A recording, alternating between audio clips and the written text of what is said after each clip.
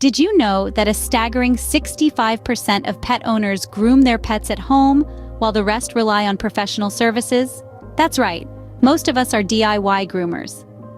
This surprising statistic opens up a whole new conversation about pet grooming.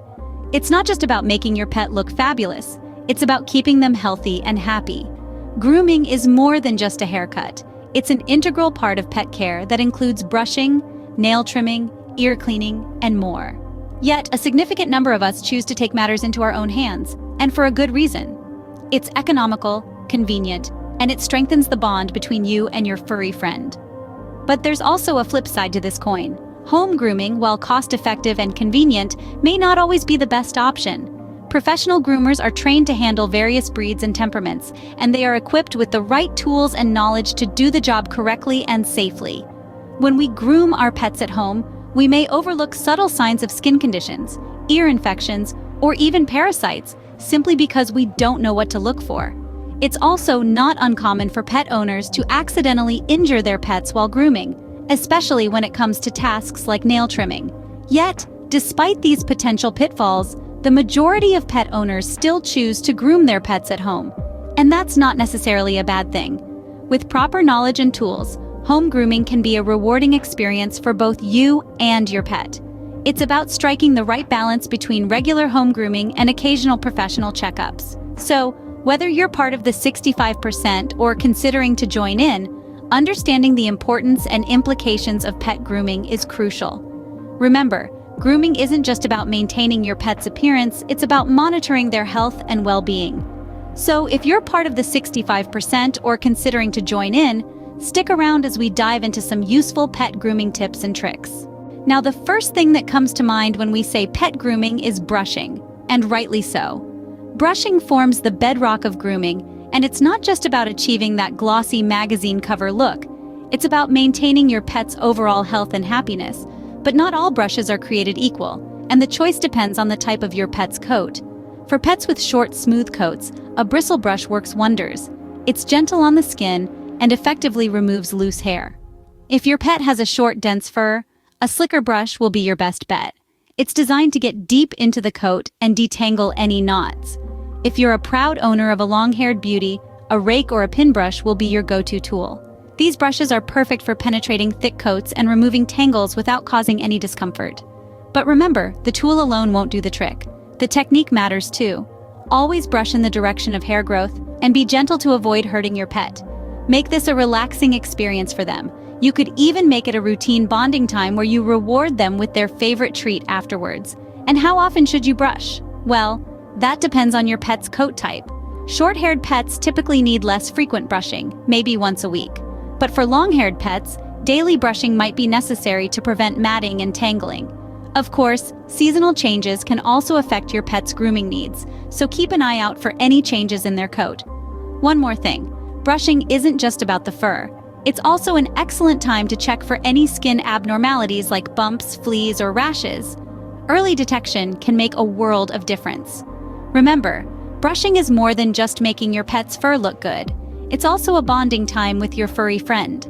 This simple act of care can strengthen your bond with your pet and contribute to their overall well-being. So grab that brush and let the grooming begin. Moving on to another crucial aspect of pet grooming, nail trimming. Yes, it might seem scary, but it's a must-do task. Why, you may ask? Well, imagine yourself wearing shoes several sizes too small. Quite uncomfortable, isn't it?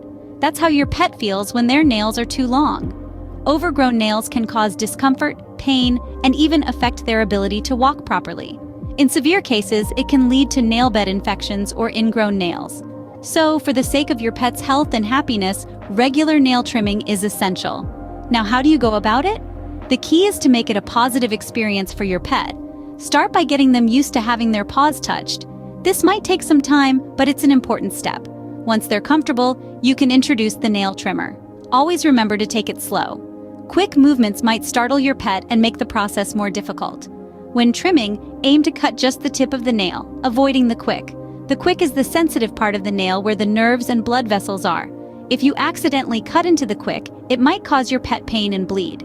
But don't panic if this happens. Just apply some styptic powder to stop the bleeding and give your pet a break. There are different tools you can use for nail trimming. The most common ones are the guillotine type and the scissors type.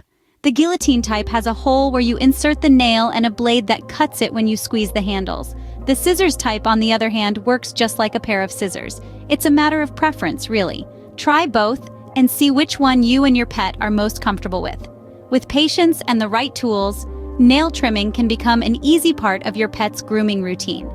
Remember, it's not about perfection, but about ensuring your pet's comfort and well-being. So take your time, be gentle, and make it a bonding experience for you and your pet. Let's talk about ears now. Yes, those adorable flaps need your attention too.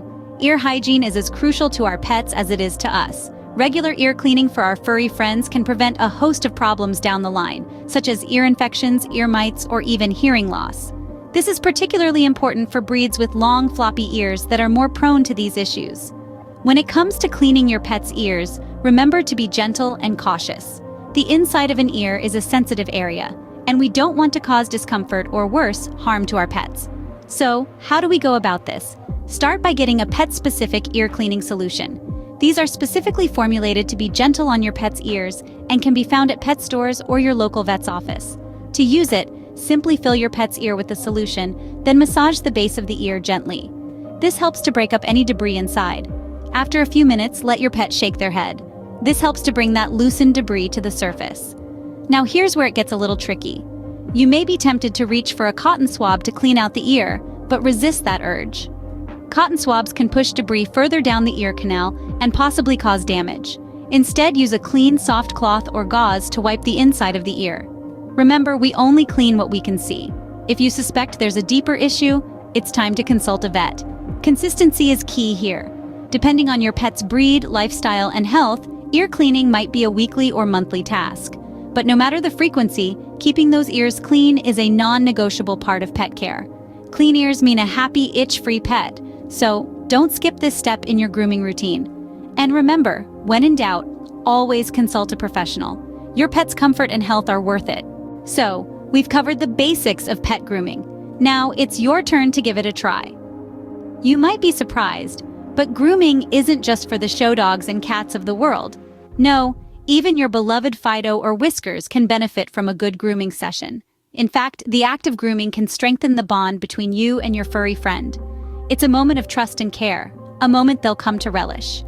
And hey, who doesn't love a good pampering session? But grooming isn't just about making your pet look good, it's about their health too. Regular grooming can help you spot potential health issues before they become serious. It's a prime opportunity to check for ticks, fleas, or unusual lumps and bumps. You'd be surprised how many health issues can be caught early through regular grooming. And let's not forget the psychological benefits for both you and your pet. Grooming is a hands-on activity, a chance to disconnect from the world and focus solely on your pet. It's a moment of tranquility, a respite from the hustle and bustle of everyday life. Plus, your pet will love the extra attention. Now, we understand that grooming might seem like a daunting task, especially if you're new to it, and that's okay. Remember, Rome wasn't built in a day. Start with the basics we've covered today: brushing, nail trimming, and ear cleaning. Take it slow, be patient, and always reassure your pet.